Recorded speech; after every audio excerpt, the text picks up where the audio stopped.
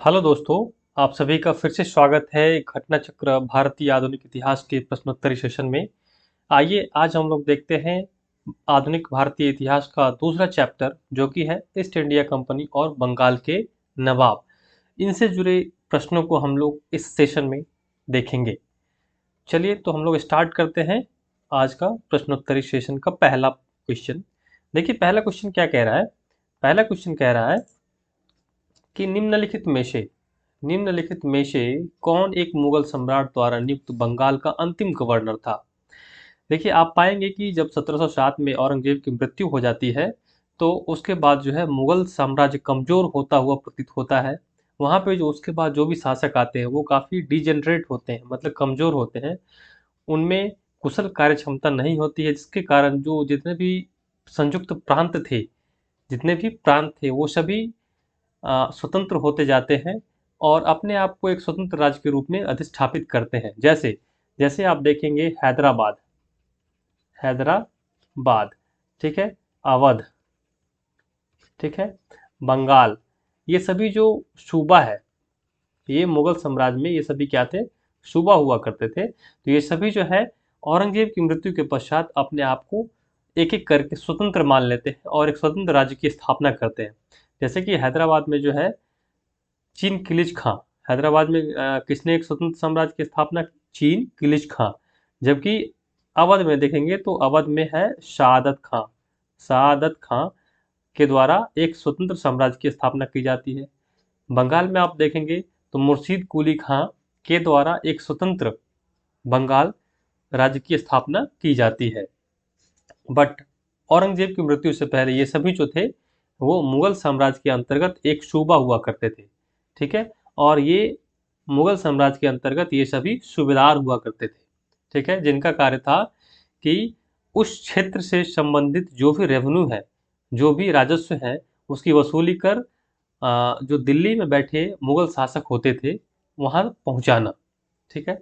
तो चलिए हम लोग स्टार्ट करते हैं इस सेशन को। तो पहला क्वेश्चन कह रहा है कि ऐसा कौन सा मुगल सम्राट थे, निम्नलिखित में से कौन एक मुगल सम्राट द्वारा नियुक्त बंगाल का अंतिम गवर्नर था। तो बंगाल का अंतिम गवर्नर जो मुगल सम्राट द्वारा नियुक्त थे वो थे मुर्शीद कुली खां, मुर्शीद कुली खां, ठीक है। ये देखेंगे आप तो इसमें क्या है कि मुगल सम्राट जो फर्रुखसियार थे, फर्रुखसियार, वो 1717 में मुर्शीद कुली खान को बंगाल का गवर्नर नियुक्त करते हैं, ठीक है। मुर्शीद कुली खां की जब मृत्यु हो जाती है तो उसके पश्चात मुर्शीद कुली खां का दामाद सुजाउद्दीन बंगाल का सूबेदार बनते हैं, जिसे तत्कालीन मुगल सम्राट मोहम्मद शाह द्वारा मान्यता प्रदान की गई। अतः मुगल सम्राट द्वारा नियुक्त बंगाल का अंतिम गवर्नर मुर्शीद कुली खान था। अब आप यहाँ पे देख रहे होंगे मोहम्मद शाह के बगल में है रंगीला। तो मोहम्मद शाह को जो है रंगीला बादशाह की उपाधि दी गई थी, मोहम्मद शाह को रंगीला बादशाह की उपाधि दी गई थी। क्यों? क्योंकि मोहम्मद शाह जो थे उनका रुझान उनका रुझान सुंदर युवतियों के प्रति अत्यधिक था।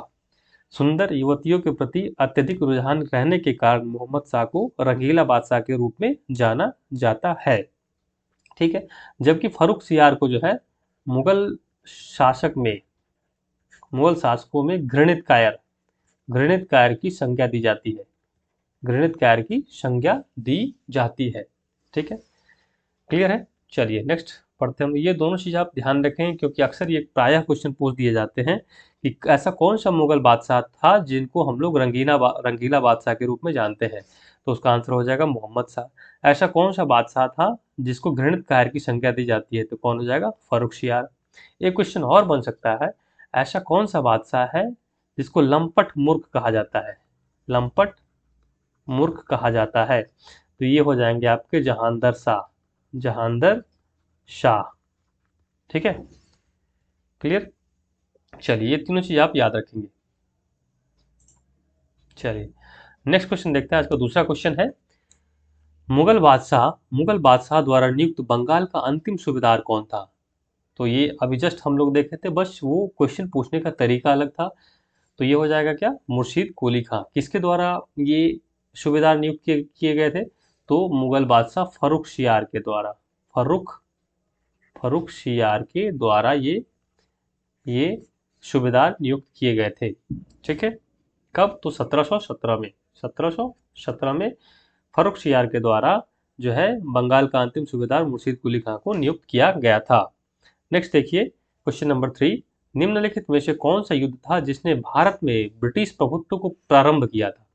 तो देखिए भारत में ब्रिटिश प्रभुत्व को प्रारंभ जो है सबसे पहले पलासी का युद्ध के द्वारा की गई थी, जो कि 1757 में हुआ था। किसके बीच?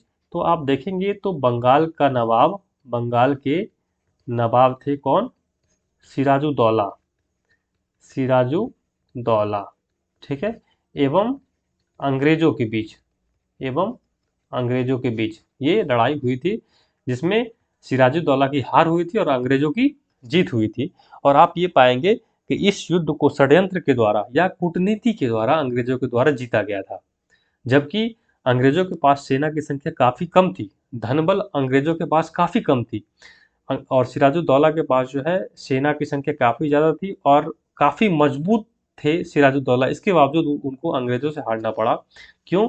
क्योंकि अंग्रेजों ने कूटनीति से काम लिया था और अंग्रेजों के द्वारा षड्यंत्र किया गया था। कैसे? तो सिराजुद्दौला के कमांडर थे, मतलब सेनापति, सेनापति थे सिराजुद्दौला के। सेनापति कौन थे? सेनापति थे मीर जाफर। मीर जाफर वो क्या हुए थे? वो अंग्रेजों के साथ जाकर के मिल गए थे, जिसके कारण सिराजुद्दौला को युद्ध के मैदान को छोड़ करके जाना पड़ा। और ये युद्ध बताया जाता है कि ये युद्ध जो है एक दिन भी नहीं चला था और युद्ध में निर्णय ये हो गया कि सिराजुद्दौला की हार हो गई। तो देखिए यहाँ पे हम लोग इस को एक बार पढ़ लेते हैं ताकि कुछ फैक्ट्स आपको याद हो जाएंगे। तो कह रहा है कि भारत में ब्रिटिश प्रभुत्व का प्रारंभ पलासी के युद्ध से हुआ। पलासी का युद्ध कब हुआ? 23 जून 1757 में रॉबर्ट क्लाइव के नेतृत्व में अंग्रेजों ने बंगाल के नवाब सिराजुद्दौला को पराजित किया। तो आपसे पूछेगा अंग्रेजी सेना का नेतृत्व कौन कर रहे थे? तो रॉबर्ट क्लाइव। और रॉबर्ट क्लाइव उस समय बंगाल के गवर्नर हुआ करते थे, बंगाल के गवर्नर हुआ करते थे। अब देखिए नवाब की सेना 3 राजद्रोहियों मीर जाफर, यार लतीफ एवं राय दुर्लभ के नायकत्व में थी। मतलब जो नवाब की सेना थी वो उसका नेतृत्व ये तीनों कर रहे थे, मीर जाफर, यार लतीफ और राय दुर्लभ। तो मीर जाफर कौन थे? सेनापति थे, बंगाल के नवाब के सेनापति थे, ठीक है। और राय दुर्लभ जो थे वो दीवान थे, या कह दीजिए सेठ थे, सेठ साहूकार जो होते हैं वो थे, ठीक है। ये तीनों क्या किए? अंग्रेजों के साथ मिल गए, जिसके कारण से नवाब को हार का सामना करना पड़ा। नेक्स्ट देखिए, लेकिन साथ ही साथ नवाब को सहयोग भी मिल रहा था। किनके द्वारा सहयोग किया जा रहा था? तो नवाब की एक अग्रगामी टुकड़ी के नेता मीर मदन तथा मोहनलाल थे। मीर मदन जो थे, एक जो सैनिक की टुकड़ी थी, उनका नेतृत्व मीर मदन और मोहनलाल कर रहे थे। ये दोनों नवाब के वफादार थे और नवाब को काफ़ी सहयोग किए थे। लेकिन मीर मदन की जो है मृत्यु एक गोली से हो जाती है। देखिए सहसा एक गोली से रणभूमि में ही मीर मदन मारा गया। नवाब सिराजुद्दौला दौला द्वारा अपने प्रमुख अधिकारियों से मंत्रणा के दौरान मीर जाफर ने उसे पीछे हटने को कहा तथा यह भी कहा कि नवाब को सेना का नेतृत्व सेनाध्यक्षों के हाथों में छोड़ युद्ध क्षेत्र से चले जाना चाहिए। ठीक है, सिराजुद्दौला वापस मुर्शिदाबाद लौट गया, यही उसकी हार का कारण बना। पलासी के युद्ध ने अंग्रेजों को तात्कालिक सैनिक एवं वाणिज्यिक लाभ प्रदान किए। ठीक है, क्या किया? पलासी का युद्ध जो है, पलासी का युद्ध अंग्रेजों को क्या दिया? तात्कालिक सैनिक और वाणिज्यिक लाभ। देखिए जैसे जैसे ही उसने युद्ध को जीता तो जितने भी बंगाल के सैनिक थे वो सारे ब्रिटिशर्स के अधीन हो गए, और साथ ही साथ बंगाल के जितने भी वाणिज्यिक संस्था थे वो सारे ब्रिटिश के अंदर आ गए। ठीक है, इसने कृषि उत्पादन और दस्तकारियों के क्षेत्र में अग्रणी 3 राज्यों बिहार, बंगाल और उड़ीसा में राजनीतिक बहुत स्थापित करने के लिए पृष्ठभूमि तैयार की। ठीक है, इस युद्ध ने वस्तुतः भारत में ब्रिटिश साम्राज्य की नींव डाली तथा इसे भारत में ब्रिटिश ईस्ट इंडिया कंपनी की पहली निर्णायक सफलता माना जाता है। जबकि सर्वाधिक निर्णायक युद्ध बक्सर का युद्ध 1764 ईस्वी था, जिसे भारत में वास्तविक रूप से ब्रिटिश प्रभुसत्ता की स्थापित की। क्लियर है? नेक्स्ट देखते हैं क्वेश्चन नंबर 4, इंग्लैंड की ईस्ट इंडिया कंपनी की भारत में प्रथम निर्णायक सैन्य सफलता मानी जाती है। तो सबसे पहला निर्णायक सैन्य सफलता कौन सा था? पलाशी का युद्ध था। ठीक है, और दूसरा बोले तो वो कौन सा हो जाएगा? बक्सर का युद्ध। पलासी का युद्ध हुआ था 1757 में और बक्सर का युद्ध हुआ था 1764 में। अब आपसे पूछ दिया कि पलासी का युद्ध कहाँ हुआ था? तो आप बताएंगे पलासी जो है कहाँ पे है, वो बंगाल में था। ठीक है, बंगाल के नादिया डिस्ट्रिक्ट में, बंगाल के नादिया जिला में, नादिया जिला में। और ये जो है ये भागीरथी नदी है, भागीरथी नदी के किनारे था। ठीक है, चलिए नेक्स्ट क्वेश्चन देखते हैं। पलासी का युद्ध लड़ा गया था वर्ष, मतलब पलासी का युद्ध किस वर्ष में लड़ा गया था, तो पलासी का युद्ध आपको 1757 में लड़ा गया था। नेक्स्ट क्वेश्चन है, सिराजुद्दौला द्वारा, सिराजुद्दौला लॉर्ड क्लाइव द्वारा परास्त हुआ था किस युद्ध में, तो आपको पता है सिराजुद्दौला और लॉर्ड क्लाइव के बीच में पलासी का युद्ध हुआ था और वो 1757 में हुआ था। ठीक है, नेक्स्ट देखिए, नेक्स्ट कह रहा है भारतवर्ष में, भारतवर्ष में ब्रिटिश साम्राज्य का संस्थापक कौन था, तो भारतवर्ष में ब्रिटिश साम्राज्य का संस्थापक जो था वो लॉर्ड रॉबर्ट क्लाइव था, लॉर्ड रॉबर्ट क्लाइव था, जिसने 1757 में पलासी के युद्ध में सिराजुद्दौला को पराजित कर भारत में पहली बार ब्रिटिश प्रभुत्व की नींव रखी थी, भारत में पहली बार ब्रिटिश प्रभुत्व की नींव रखी थी। नेक्स्ट कह रहा है कि निम्नलिखित में से किसे स्वर्ग से उत्पन्न सेना नायक कहा गया, तो स्वर्ग से उत्पन्न सेना नायक जो है रॉबर्ट क्लाइव को कहा जाता है। किसको कहा जाता है, रॉबर्ट क्लाइव को कहा जाता है। देखिए, क्लाइव एक सैनिक के रूप में जननेता था। विलियम पिट का यह कथन, विलियम पिट का यह कथन है कि वह स्वर्ग से उत्पन्न सेना नायक था।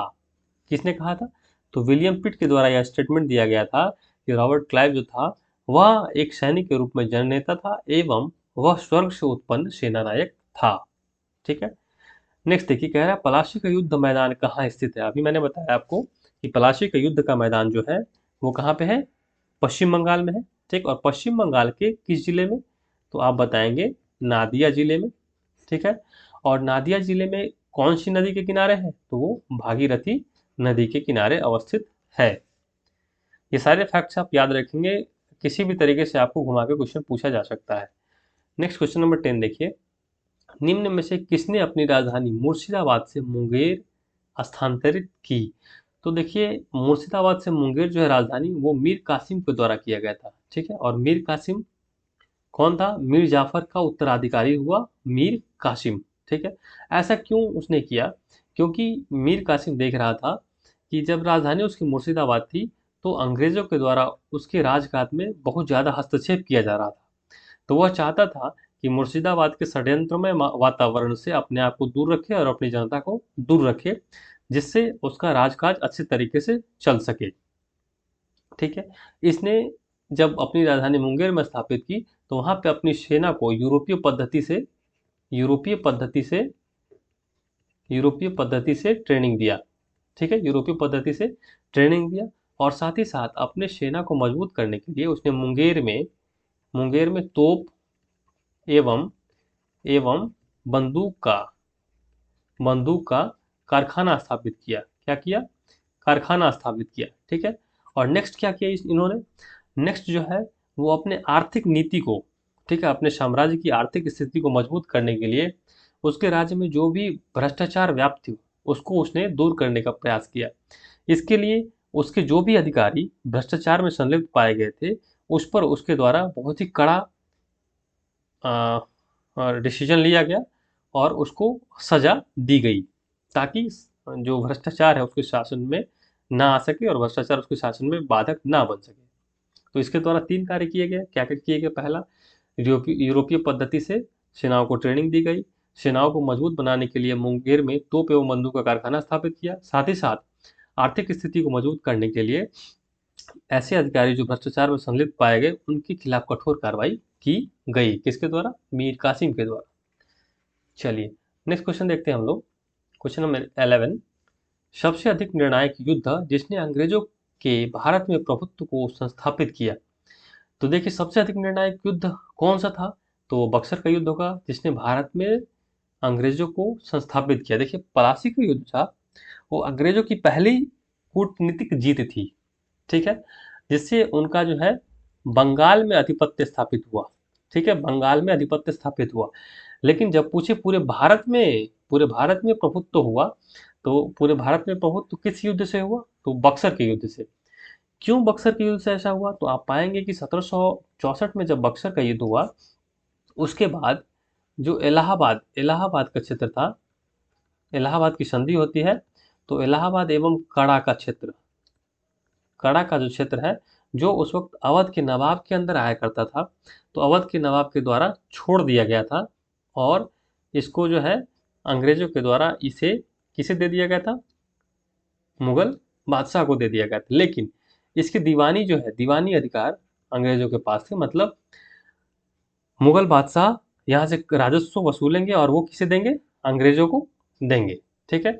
हाँ, ये था कि इसके बदले में इलाहाबाद और कड़ा का क्षेत्र जो मुगल बादशाह को दिया गया था। ठीक है। और साथ ही साथ चलिए इसको हम लोग एक्सप्लेनेशन एक बार देख लेते हैं। एक्सप्लेनेशन में क्या कहता है, देखिए, 22 अक्टूबर 1764 को अंग्रेजों ने मीर कासिम, अवध के नवाब शुजाउद्दौला तथा दिल्ली के मुगल सम्राट शाह आलम द्वितीय की सम्मिलित सेना को बक्सर के युद्ध में पराजित किया। देखिए, आपको पता है 1764 का युद्ध जो है बक्सर का युद्ध है। ठीक है, बक्सर का युद्ध है। और बक्सर के युद्ध में आप पाएंगे क्या, बक्सर के युद्ध किसके किसके बीच हुआ था? उसमें भारत भारत के 3 नवाब थे। पहले कौन थे? बंगाल के मीर कासिम, अवध के शुजाउद्दौला और दिल्ली के मुगल सम्राट शाह आलम द्वितीय।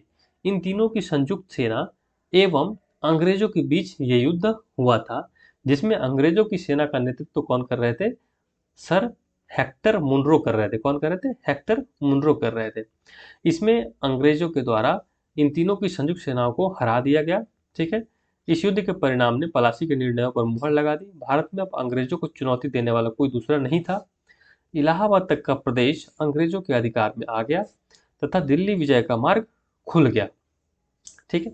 आप देखेंगे, जब देखेंगे, देखिए, जब भारत का मैप बनाएंगे, ऐसे देखिए, ऐसे बनाएंगे, और ऊपर में इस तरीके का कुछ होता है, ऐसे इस तरीके का होगा। तो आप देखेंगे ये बंगाल का एरिया जो था वो पहले से ही अंग्रेजों के कब्जे में आ चुका था। और जब वो बक्सर का युद्ध हुआ तो ये उत्तर प्रदेश का जो एरिया था, इलाहाबाद के आसपास का एरिया, और इलाहाबाद जब वो जीत लिया अंग्रेजों के द्वारा, जब 1764 में बक्सर की युद्ध होती है, तो इलाहाबाद तक का एरिया उनके अंदर आ जाता है। और जैसे ही इलाहाबाद तक का एरिया आ जाता है तो उनका दिल्ली तक जाने का रास्ता है उनका खुल जाता है, यानी दिल्ली विजय का मार्ग जो है उनका खुल गया। ठीक है। तो बक्सर का युद्ध भारतीय इतिहास में निर्णायक युद्ध हुआ। पीई रॉबर्ट्स ने बक्सर के युद्ध के बारे में कहा है कि पलासी की अपेक्षा बक्सर को भारत में अंग्रेजी प्रभुता की जन्मभूमि मानना कहीं अधिक उपयुक्त है। किसने कहा? पीई रॉबर्ट्स ने। क्यों कहा? देखिए, पलासी के युद्ध तो सिर्फ उनको बंगाल में आधिपत्य स्थापित करने में सहायता दिया। ठीक। लेकिन बक्सर के युद्ध के द्वारा उनका आधिपत्य संपूर्ण भारत में होने जा रहा था। ठीक है। तो क्या लिखा है, देखिए, यदि बक्सर के युद्ध के परिणाम को देखा जाए तो कहा जा सकता है कि पलासी की विजय अंग्रेजों की कूटनीति का परिणाम था। वहीं बक्सर की विजय को इतिहासकारों ने पूर्णतः सैनिक विजय बताया। पलासी के युद्ध ने अंग्रेजों की प्रभुता बंगाल में स्थापित की, परंतु बक्सर के युद्ध ने कंपनी को एक अखिल भारतीय शक्ति, अखिल भारतीय मतलब पूरे संपूर्ण भारत में एक शक्तिशाली एंटिटी के रूप में उनको प्रदान किया। ठीक है, शक्तिशाली शक्ति के रूप में उनको उभारा। क्लियर है? चलिए, अब आपसे इनमें दो डिफरेंस पूछा जा सकता है कि आप ये बता दें कि 1757 और 1764 के युद्ध के बीच अंतर आप बता दें। तो अंतर ये बता सकते हैं आप कि 1757 का युद्ध जो है वो पलासी की लड़ाई हुई, जो बंगाल में हुआ था, पश्चिम बंगाल में, और दूसरा जो है ये बक्सर में हुआ। ठीक है, पहली अंतर। दूसरा बताएंगे क्या कि पलासी का युद्ध जो था वो अंग्रेजों की कूटनीति का परिणाम था। इस समय अंग्रेज के पास जो है सेना की संख्या बहुत कम थी, धनबल इनके पास कम थी। तो ये युद्ध कैसे जीते? तो ये कूटनीति से युद्ध जीते। कूटनीति मतलब क्या? षड्यंत्र करके इन्होंने युद्ध को जीता। लेकिन बक्सर के युद्ध में इनकी शक्ति काफी बढ़ चुकी थी। ठीक है। और यहाँ पे जो विजय है वो पूर्णतः सैनिक विजय है, सैनिक विजय है। ठीक है। और बंगाल का पलासी का युद्ध जो है वो अंग्रेजों को सिर्फ और सिर्फ बंगाल में अधिकार स्थापित करने में सहायता देता है। लेकिन बक्सर की युद्ध जो है, बक्सर का युद्ध अखिल भारतीय शक्ति के रूप में उनको उभारता है। ठीक है। चलिए नेक्स्ट क्वेश्चन देखते हैं, क्वेश्चन नंबर 12। क्वेश्चन नंबर 12 कहता है, अंग्रेजी ईस्ट इंडिया कंपनी द्वारा लड़े गए निम्नलिखित युद्धों में से कौन सा सर्वाधिक निर्णायक था? तो सर्वाधिक निर्णायक कौन हो जाएगा? बक्सर की लड़ाई, क्योंकि बक्सर की लड़ाई के द्वारा अंग्रेज एक अखिल भारतीय शक्ति के रूप में उभर गए। ठीक है, यानी पूर्ण भारत पर उनका प्रभुत्व स्थापित हो गया। नेक्स्ट देखिए क्वेश्चन नंबर 13, निम्नलिखित में से कौन सा युद्ध भारत में अंग्रेजों के आधिपत्य की स्थापना की दृष्टि से सबसे महत्वपूर्ण समझा जाता है? तो वो हो जाएगा आपका बक्सर। बक्सर के युद्ध के समय दिल्ली का शासक कौन था? देखिए बक्सर का युद्ध जो हुआ था आपका 1764 में हुआ था। ठीक, और 1764 में जो है आपका दिल्ली का शासक कौन था? वो था शाह आलम द्वितीय। यदि आप देखेंगे शाह आलम द्वितीय का कार्यकाल तो वो है आपका 1759 से लेकर के 1806 तक। 1759 से लेकर के 1806 तक शाह आलम द्वितीय का शासनकाल माना जाता है। ठीक है, इसके बाद देखेंगे तो अकबर, अकबर द्वितीय आता है, और इसके बाद देखेंगे तो बहादुर शाह द्वितीय, बहादुर शाह द्वितीय आते हैं। इनका कार्यकाल, अकबर द्वितीय का कार्यकाल होता है 1807 से 1837 तक, और बहादुर शाह द्वितीय का कार्यकाल होता है 1837 से 1857 तक। ठीक है, इसके बाद मुगल बादशाह का नामो निशान मिट जाता है, और उसके बाद मुगल सम्राट का समाप्ति हो जाता है। ठीक है, नेक्स्ट देखिए बक्सर की लड़ाई के समय बंगाल का नवाब कौन था? तो बक्सर की लड़ाई आपको 1764 में होती है। ठीक है, इस समय बंगाल के नवाब जो थे वो थे आपके मीर जाफर। ठीक है, मीर जाफर क्यों? देखिए जब पलासी की लड़ाई होती है तो मीर जाफर जो है सिराजुद्दौला के शासनकाल में सेनापति हुआ करते थे। तो मीर जाफर षड्यंत्र करके अंग्रेजों के साथ मिल जाते हैं, और वहां से सिराजुद्दौला की हार होती है, जिसके कारण से जब अंग्रेज खुश होकर के मीर जाफर को बंगाल का नवाब बना देते हैं, बंगाल का नवाब बना देते हैं। कब? तो 1757 में, और 1760 तक ये नवाब रहते हैं। फिर इसके बाद इनको हटा दिया जाता है अंग्रेजों के द्वारा, और 1760 में मीर कासिम जो इनका दामाद है, मीर जाफर का दामाद होता है मीर कासिम, इनको बनाया जाता है। और मीर कासिम जो है अत्यंत ही कुशल शासक थे।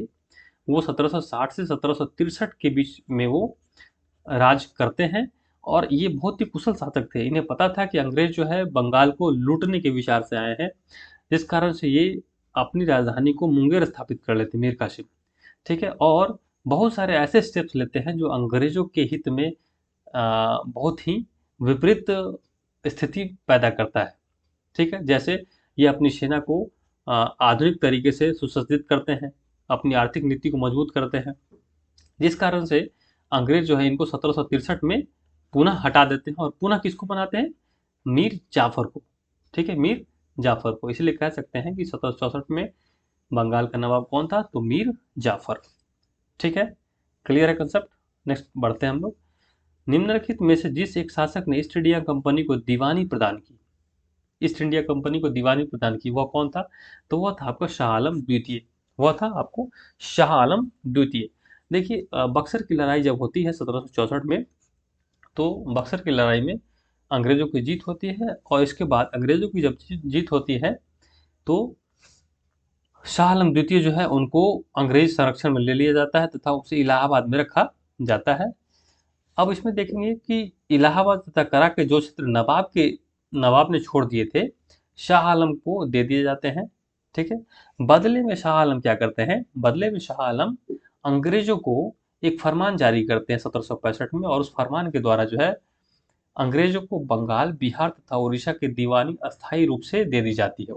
उड़ीसा, बंगाल और बिहार की दीवानी अस्थायी रूप से दे दी जाती है। अब आप सोचेंगे दीवानी क्या है? दीवानी मतलब राजस्व का अधिकार, कर का अधिकार अंग्रेजों को दे दिया जाता है। यानी बंगाल, बिहार और उड़ीसा जो भी कर आएंगे वो अंग्रेजों के होंगे, उस पर अंग्रेजों का अधिकार होगा।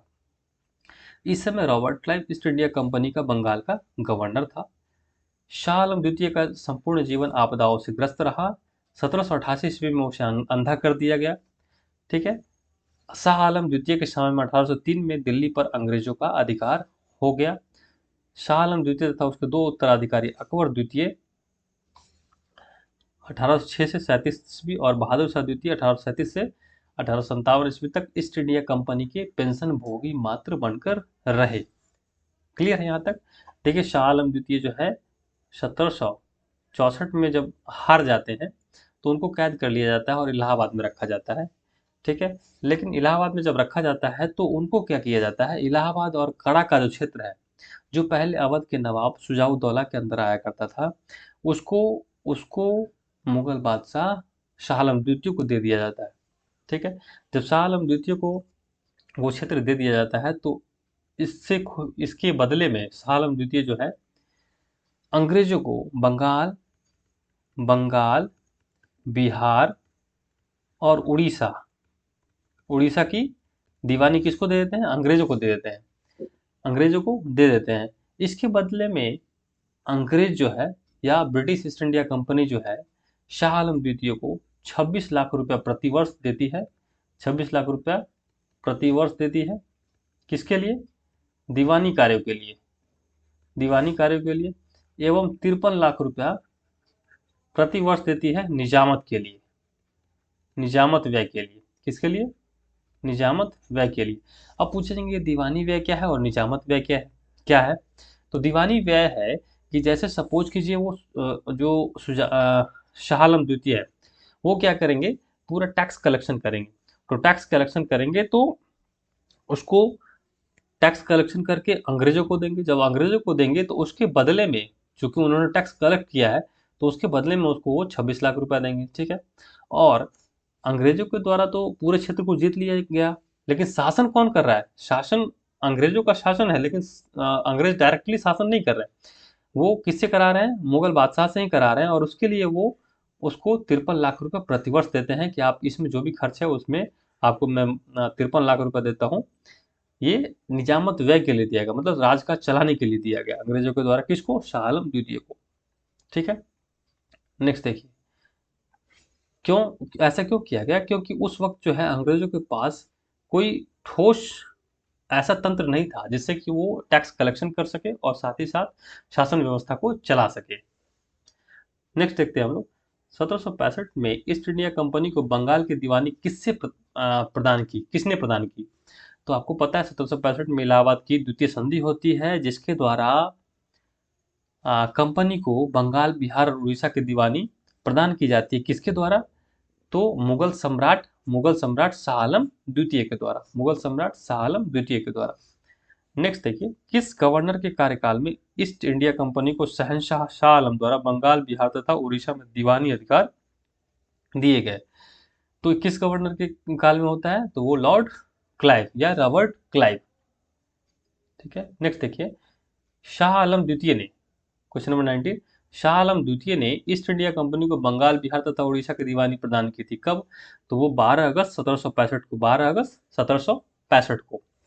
नेक्स्ट है, इलाहाबाद की संधि के बाद रॉबर्ट क्लाइव ने मुर्शिदाबाद का उप दीवान किसे बनाया? तो इलाहाबाद की संधि के बाद रॉबर्ट क्लाइव जो है मुर्शिदाबाद का उप दीवान मोहम्मद रजा खान को बनाते हैं, मोहम्मद रजा खान को बनाते हैं। देखिए क्या हुआ था, जब इलाहाबाद की संधि हुई थी, मतलब बक्सर के युद्ध के बाद, तो बंगाल बिहार और उड़ीसा का दीवानी अधिकार जो है अंग्रेजों को प्राप्त हो गया, ठीक। तो इसके बाद जो है रॉबर्ट क्लाइव के द्वारा द्वैध शासन प्रणाली स्टार्ट की गई, जिसमें अ, बिहार के लिए बिहार के लिए सिताब राय को उप दीवान बनाया गया एवं बंगाल के लिए मोहम्मद रजा खान को उप दीवान बनाया गया, ठीक है। नेक्स्ट देखते हैं हम लोग, क्वेश्चन देखिए, इसका एक्सप्लेनेशन देख लेते हैं हम लोग। इलाहाबाद की दूसरी संधि 16 अगस्त 1765 के अनुसार भगोड़े सम्राट शाह आलम को अंग्रेजी संरक्षण में ले लिया गया तथा उसे इलाहाबाद में रखा गया। शाह आलम ने उपयुक्त संधि के प्रावधान के द्वारा कंपनी को बंगाल बिहार उड़ीसा की दीवानी अस्थायी रूप से दे दी। नजम-उद-दौला को बंगाल का नवाब स्वीकार किया गया, जिसके बदले नवाब द्वारा सम्राट को 26 लाख रुपए वार्षिक अदा करना था। इस समय कंपनी सीधे कर संग्रह करने का भार न तो लेना चाहती थी और न ही उसके पास ऐसी क्षमता थी।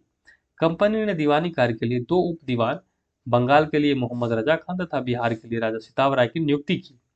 मोहम्मद रजा खान उप नाजिम के रूप में भी कार्य करते थे। इस प्रकार समस्त दीवानी तथा निजामत का कार्य भारतीयों द्वारा ही चलता था, यद्यपि अधिकार कंपनी के हाथों में था, ठीक है, क्लियर है। चलिए नेक्स्ट हम लोग देखते हैं क्वेश्चन नंबर 21, कह रहा है कि 1765 ईस्वी में दीवानी प्रदान किए जाने के पश्चात ब्रिटिश सबसे पहले निम्नलिखित में से किस पर्वतीय जनजाति के संपर्क में आए? तो इसका आंसर हो जाएगा खासी। अब खासी कहाँ पे पाया जाता है? तो आप देखेंगे तो मेघालय में खासी जनजाति है। ठीक है। अब ये कैसे खासी जनजाति के संपर्क में आए? तो आप देखेंगे तो बंगाल की दीवानी जब उनको प्राप्त हो गई 1765 में, तो इसके बाद वे सिलहट आए। सिलहट अभी वर्तमान में बांग्लादेश में है। तो जब, और इससे पहले वो बंगाल में हुआ करता था। तो जब बंगाल की दीवानी प्राप्त हो गई तो अंग्रेज जो है 1765 में सिलहट आए। वहाँ पे वो खासी जनजाति के लोग चावल, नमक एवं सूखी मछलियों के बदले रेशम, सूती सामान, लोहा, मोम, मधु एवं सिंग का व्यापार करने हेतु सिलहट की सीमा पर पंडुआ में आते थे। देखिए, खासी के जनजाति के लोग जो थे वो चावल, नमक और सूखी मछली वहाँ पे ज़्यादा होता था। इसके बदले में वो रेशम, सूती सामान, लोहा, मोम, मधु और सिंग का व्यापार करने के लिए सिलहट की सीमा पंडुआ में आते थे।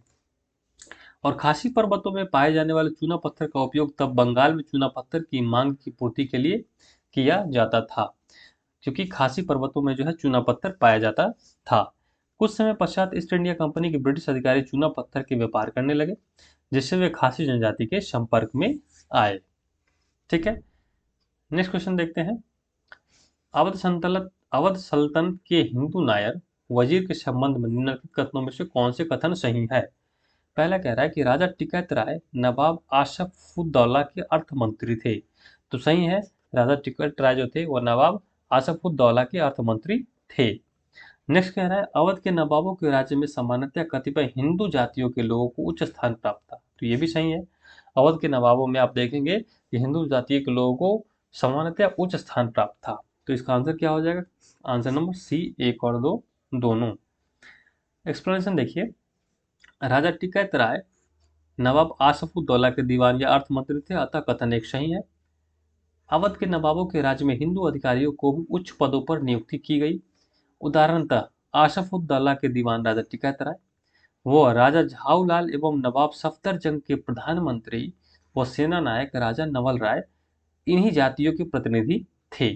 ठीक है। देखेंगे सबसे पहला तो क्या है, आसफउद्दौला के दीवान राजा टिकैत राय, ये भी हिंदू थे। दूसरा, राजा झाऊलाल और एवं नवाब सफदरजंग के प्रधानमंत्री और सेना नायक थे राजा नवल राय, ये भी किस जाति से थे? ये भी हिंदू से ही थे। तो इसीलिए कहा जा सकता है कि अवध के नवाबों में के राज्य में समानतः हिंदू जाति के लोगों को उच्च स्थान प्राप्त था। नेक्स्ट क्वेश्चन देखिए।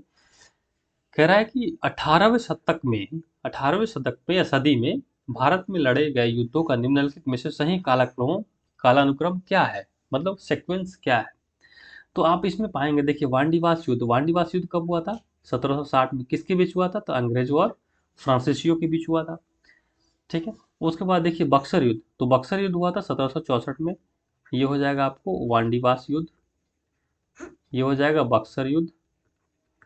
ठीक है। उसके बाद है अंबर युद्ध और पलासी युद्ध। तो पलासी युद्ध आपको होता है 1757 में, पलासी का युद्ध। ठीक। और उसके बाद है अंबर युद्ध। अंबर युद्ध कब होता है? आप देखेंगे तो 1800 समथिंग में होता है ये। तो इसका आंसर क्या हो जाएगा? पलासी से पहले 1800 शायद 49 में होता है शायद ये अंबर युद्ध। ठीक है। 1749 में, देखिए 1749 में, इसको आप करेक्ट कर लेंगे। 1749 में होता है अंबर युद्ध। 1749 में आपको हो जाएगा अंबर युद्ध। तो सीक्वेंस क्या हो जाएगा? सबसे पहला अंबर हो जाएगा, ठीक है, दूसरा हो जाएगा पलासी, तीसरा हो जाएगा वांडीवास, चौथा हो जाएगा बक्सर, यानी आपका आंसर सही हो जाएगा बी। अब देखिए इस तीनों को हम लोग चारों को देखते हैं ये किससे संबंधित है। तो हमने पहला 1757 और 1764 तो पहले ही देख लिया है। अब हम लोग चर्चा करेंगे वांडीवास युद्ध के बारे में। देखिए वांडीवास युद्ध जो है वो फ्रांसीसी सेना और अंग्रेजों की सेना के बीच में हुआ था, जिसमें जिसमें फ्रांसीसी सेनाओं की हार हुई थी और इस युद्ध के बाद फ्रांसीसी सेना का पतन होना, फ्रांसीसी ईस्ट इंडिया कंपनी का पतन होना स्टार्ट हो गया था। ठीक है। अब देखेंगे कि 1760 में जो वांडीवास युद्ध हुआ था इसमें अंग्रेजी सेना का नेतृत्व कौन कर रहे थे? तो अंग्रेजी सेना का नेतृत्व आयरकूट कर रहे थे, सर आयरकूट कर रहे थे। और फ्रांसीसी सेना का नेतृत्व जो है काउंट डी लाली के द्वारा किया जा रहा था, जिसमें फ्रांसीसियों की हार हुई थी और अंग्रेजों की जीत हुई थी। और यहीं से फ्रांसीसी ईस्ट इंडिया कंपनी का पतन होना स्टार्ट हो गया था। अब हम लोग आते हैं 1749 में अंबर का युद्ध में। देखिए अंबर का युद्ध जो है वो होता है, देखिए अंबर का युद्ध में किसके किसके बीच अंबर का युद्ध होता है, तो अंबर का युद्ध जो है कर्नाटक के नवाब थे अनवरुद्दीन, कर्नाटक के नवाब के बीच एवं एवं फ्रांसीसी की सेना एवं फ्रांसीसी सेना के बीच हुआ था। किसके बीच? कर्नाटक के नवाब अनवरुद्दीन और फ्रांसीसी सेना के बीच, जिसमें कर्नाटक के नवाब की हार होती है और फ्रांसीसी सेना की जीत होती है। अब ध्यान देंगे आप, जैसे आपको पलाशी के युद्ध में मीर जाफर के द्वारा नवाब को धोखा दिया गया था, उसी तरीके से फ्रांसीसी सेना को भी सहयोग दिया गया था। किसके द्वारा? मुजफ्फर जंग और चंदा साहब के द्वारा।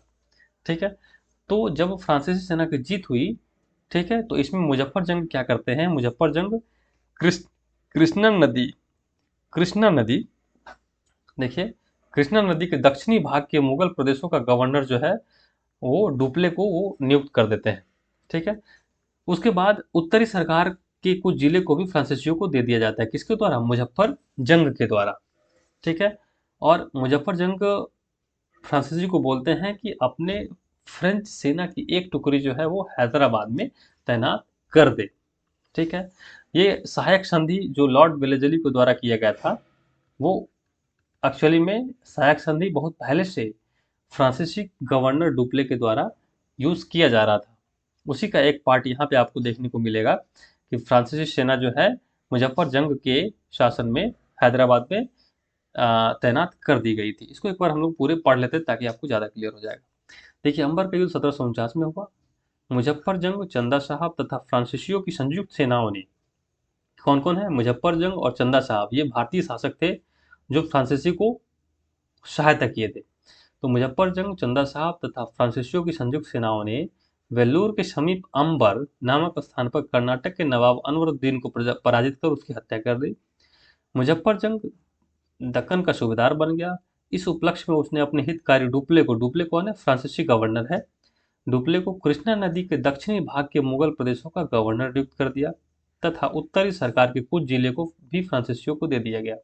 उत्तरी सरकार कौन है? उत्तरी सरकार आप देखेंगे तो पश्चिम बंगाल और उड़ीसा का जो तट है, पश्चिम बंगाल और उड़ीसा उड़ीसा का जो तटीय क्षेत्र है उसको हम लोग उत्तरी सरकार कहते हैं।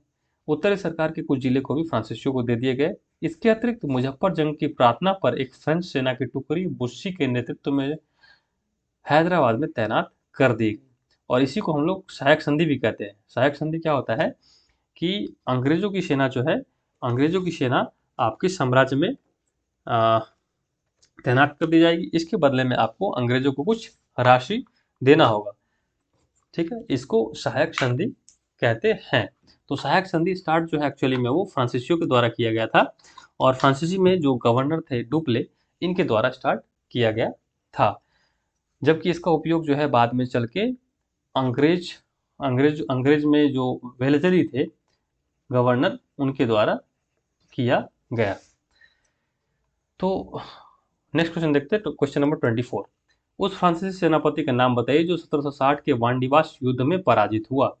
तो वो कौन थे? काउंट डी लाली, फ्रांसीसी गवर्नर थे काउंट डी लाली। नेक्स्ट क्वेश्चन देखते हैं, क्वेश्चन नंबर 25। वांडीवाश के युद्ध 1760 में फ्रेंच ने ब्रिटिश को हराया, ब्रिटिश ने डच को हराया, ब्रिटिश ने फ्रेंच को हराया। तो आंसर क्या हो जाएगा? सी, क्योंकि ब्रिटिश और फ्रेंच के बीच युद्ध हुआ था जिसमें फ्रेंच की हार हुई थी और ब्रिटिश की जीत हुई थी। नेक्स्ट क्वेश्चन है क्वेश्चन नंबर 27। 1760 का प्रसिद्ध वांडीवास का युद्ध अंग्रेजों द्वारा किस खिलाफ लड़ा गया? तो वो फ्रांसीसियों के खिलाफ लड़ा गया था। Next question number 27। Question number 27 देखिए, निम्नलिखित में से कौन सा युग्म सही सुमेलित है? सही सुमेलित, तो बक्सर का युद्ध मीर जाफर के विरुद्ध क्लाइव, तो ये क्या है? गलत है। बक्सर का युद्ध जो है किसके बीच हुआ था? अवध के नवाब शुजाउद्दौला, मुगल शासक शाह आलम द्वितीय और मीर कासिम, बंगाल के नाम मीर कासिम, इन तीनों की संयुक्त सेना और साथ में अंग्रेज के बीच, जिसका नेतृत्व हेक्टर मुनरो कर रहे थे, उनके बीच हुआ था। तो पहला वाला गलत हो जाएगा। दूसरा है वांडीवास का युद्ध फ्रांसीसी विरुद्ध ईस्ट इंडिया कंपनी, तो ये सही है। चिलियान वाला का युद्ध ये गलत है आपका।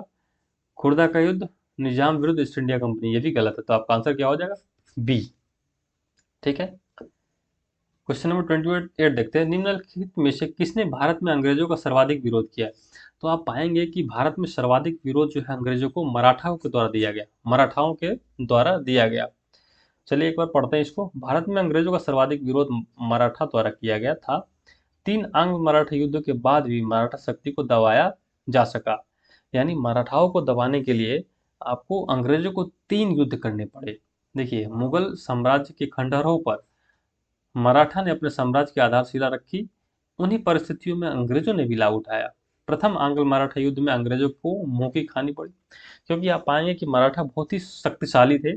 इवन अंग्रेज के काल में भी, इवन मुगल के काल में भी मराठाओं को दबाया नहीं जा सका, संपूर्ण तरीके से उनका दमन नहीं किया जा सका। सलवाई की संधि से प्रथम युद्ध बंद हुआ। वेलेजली ने 1802 में अपने सहायक संधि के जाल में पेशवाओं को बांध लिया।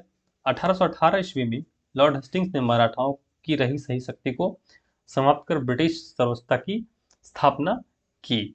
आप पाएंगे कि 1802 में द्वितीय आंग्ल मराठा युद्ध होता है, और 1803 में द्वितीय आंग्ल मराठा युद्ध होता है, और 1817 से 19 में तृतीय आंग्ल मराठा युद्ध होता है, और उसके बाद मराठा का पतन हो जाता है और मराठा साम्राज्य को अंततः ब्रिटिश साम्राज्य के अंतर्गत मिला लिया जाता है।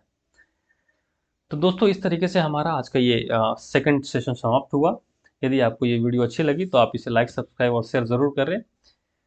अब अगले सेशन में हम लोग नेक्स्ट चैप्टर क्षेत्रीय राज्य पंजाब और मैसूर से जुड़े प्रश्नों को हम लोग एक एक करके करेंगे। Thank you for watching.